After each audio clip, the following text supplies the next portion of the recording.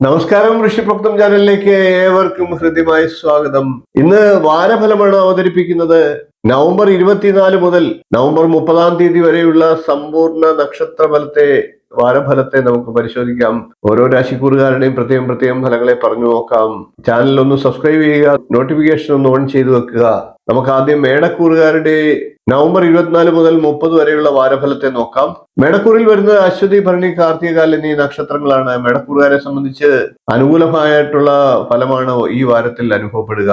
തടസ്സങ്ങളൊക്കെ മാറിക്കിട്ടുന്നതാണ്. കാര്യങ്ങളൊക്കെ നല്ല രീതിയിൽ നടക്കുന്നതാണ്. കുടുംബത്തിൽ സന്തോഷവും സമാധാനവും നിലനിൽക്കുന്നതാണ്.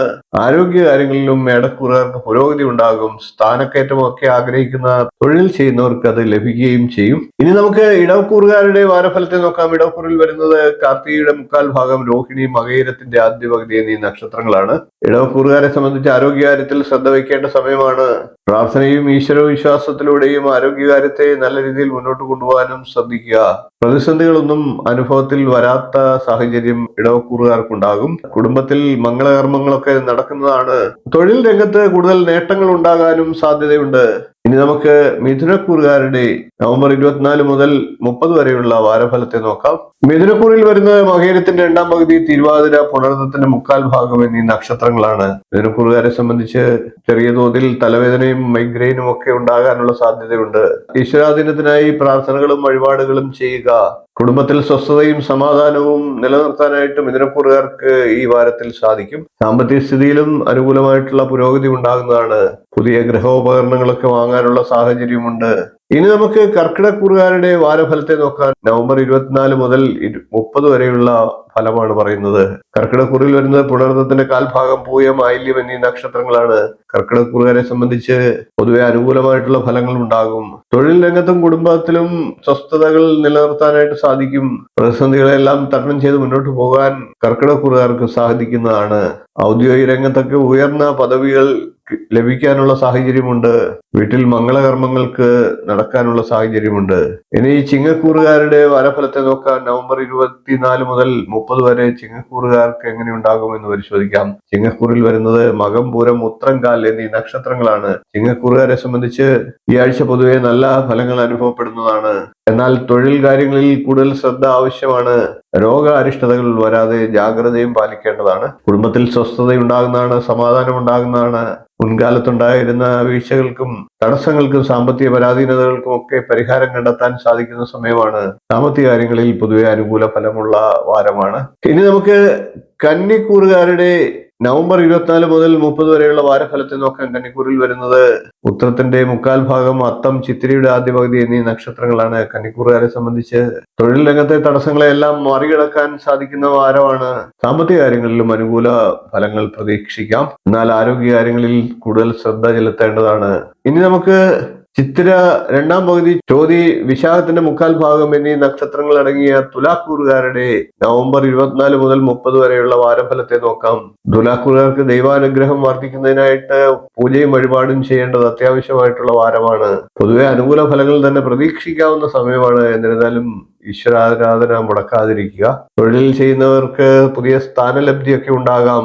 വരുമാനത്തിൽ വർധനവും ഉണ്ടാകാം. ഇനി നമുക്ക് വൃശ്ചികക്കൂറുകാരുടെ നവംബർ 24 മുതൽ 30 വരെയുള്ള വാരഫലത്തെ നോക്കാം. വൃശ്ചികക്കൂറിൽ വരുന്നത് വിശാഖത്തിന്റെ കാൽഭാഗം, അനിഴം, തൃക്കേട്ട എന്നീ നക്ഷത്രങ്ങളാണ്. വൃശ്ചികക്കൂറുകാർക്ക് പൊതുവെ അനുകൂലമായിട്ടുള്ള വാരമാണ് എന്ന് തന്നെ പറയാം. ദൈവാനുഗ്രഹം ഉണ്ടാകുന്ന സമയമാണ്. തൊഴിലിലൊക്കെ നേട്ടങ്ങൾ ഉണ്ടാകുന്ന സമയമാണ്.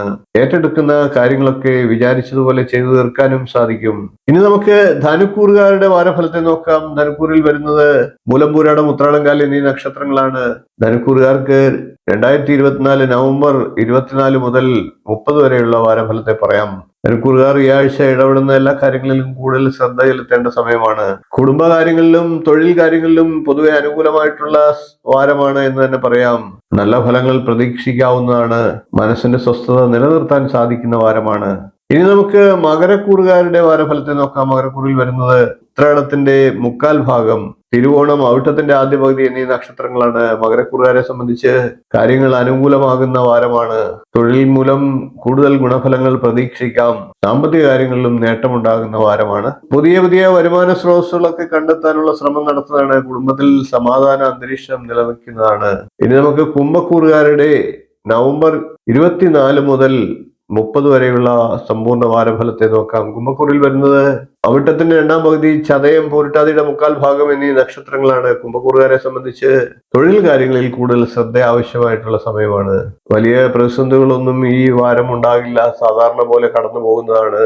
പൊതുവെ നല്ല ഫലങ്ങൾ തന്നെയാണ് അനുഭവപ്പെടുക എന്നും പറയാം. എന്നാൽ ചെലവുകളൊക്കെ നിയന്ത്രിക്കേണ്ടതാണ്. പുതിയ ദൗത്യങ്ങളൊക്കെ ഏറ്റെടുക്കേണ്ടതായിട്ട് വരും. ആരോഗ്യകാര്യങ്ങളിലും ജാഗ്രത പുലർത്തുക. ഇനി നമുക്ക് പൂരിട്ടാതിയുടെ അവസാന പാദം, ഉത്രട്ടാതി, രേവതി എന്നീ നക്ഷത്രങ്ങൾ അടങ്ങുന്ന മീനക്കൂറുകാരുടെ നവംബർ 24 മുതൽ 30 വരെയുള്ള വാരഫലത്തെ സമ്പൂർണ്ണമായി ഒന്ന് പരിശോധിക്കാം. മീനക്കൂറുകാരെ സംബന്ധിച്ച് ദൈവാധീനം വർദ്ധിക്കുന്നതിനായി പ്രത്യേകം വഴിപാടുകൾ ചെയ്യേണ്ട വാരമാണ്. കുടുംബകാര്യങ്ങളിലൊക്കെ അനുകൂല ഫലങ്ങൾ പ്രതീക്ഷിക്കാം. സാമ്പത്തിക കാര്യങ്ങളിലും നല്ല പുരോഗതി ഉണ്ടാകുന്ന വാരമാണ്. തൊഴിലിൽ ഉയർച്ചയുടെ സൂചനകളൊക്കെ ഉണ്ടാകാം. കൂടുതൽ പേർ സഹായത്തിനായിട്ട് വരുന്നതാണ്. പൊതുവെ ഇത്രയും കാര്യങ്ങളാണ് 12 രാശിക്കൂറുകാരുടെയും നവംബർ 24 മുതൽ 30 വരെയുള്ള വാരഫലമായി പറയാനുള്ളത്. വീഡിയോ ഇഷ്ടപ്പെട്ടുവെങ്കിൽ ഒന്ന് ലൈക്ക് ചെയ്യുക, ഷെയർ ചെയ്യുക, ചാനൽ ഒന്ന് സബ്സ്ക്രൈബ് ചെയ്യുക, നിങ്ങളുടെ അഭിപ്രായം കമന്റായിട്ട് അറിയിക്കുക. ഇനിയും ഇതുപോലുള്ള നല്ല നല്ല വിഷയങ്ങളും വീഡിയോകളുമായി നമുക്ക് വീണ്ടും കാണാം. നന്ദി, നമസ്കാരം, ശുഭദിനം. നമസ്കാരം. ജ്യോതിഷ സംബന്ധമായിട്ടുള്ള നിങ്ങളുടെ ആവശ്യങ്ങൾക്ക് എന്നെ വിളിക്കാവുന്നതാണ്. ജാതകം, പ്രശ്നം, മുഹൂർത്തം തുടങ്ങി ജ്യോതിഷപരമായിട്ടുള്ള എല്ലാ ആവശ്യങ്ങൾക്കും നിങ്ങൾക്ക് നേരിട്ട് വരാവുന്നതാണ്. അതുകൂടാതെ ഓൺലൈൻ കൺസൾട്ടേഷൻ കൂടി ഉണ്ടാകുന്നതാണ്.